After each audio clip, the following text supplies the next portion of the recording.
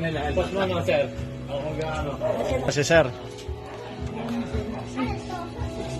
No, sana umabot pa yung buhay mo, na makasama ka namin, na makita mo yung mga apo mo. Salamat at umabot pa yung buhay mo dito sa amin. Makita pa ka namin. Umiiyak to. Message ka lang. Thank you na kasama ka namin na mahabang panahon. Maraming salamat.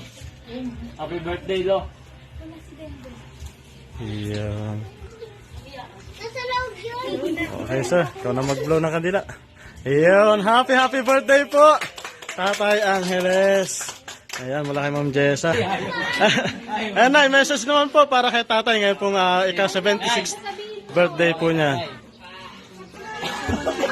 Ako palagi paglulutuan kita. Ito na, para kay Tatay Angeles. Hindi na nga eh. O sige na, ano pong message nyo kay Tatay ngayon pong birthday po niya?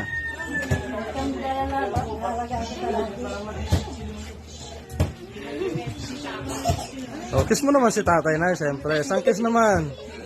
Yes! Yan! Yun. Thank you, Nanay. Yung mga anak po ni Tatay na narito, nasa na pa? Ayun, sir, any message naman po para po sa inyo mga tatay? Mababang buhay. Ano makita ka nila na mag-iingat ko sa apo niya.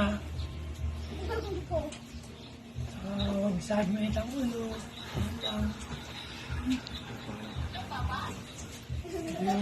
Birthday time. Salamat po, sir. Ano po? Sir, any message naman po para kay Tatay ngayon pong birthday po niya? Birthday, malakas pa kayo. Dito lang kami. Maraming salamat po, sir. Ayun, sir, Tay, meron din pong hinandang video message po si Ma'am Jessa para po sa inyo. No? Ay, papanoorin po natin.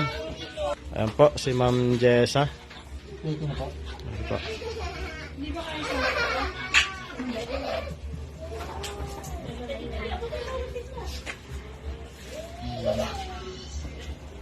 Sa kabila ata, volume to. Sa kabila.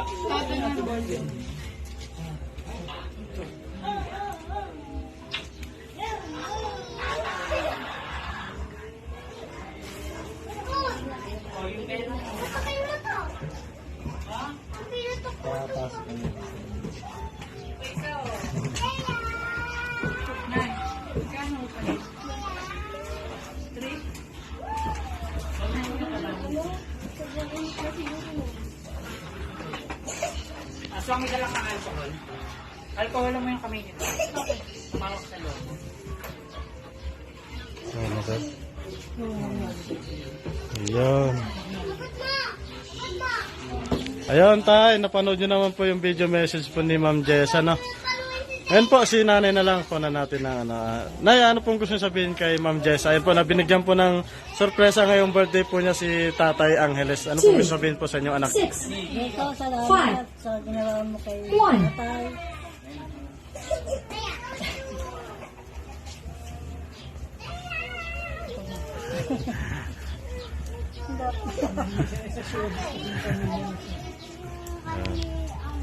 Okay na, Nay? Okay po, yan. Maraming salamat po.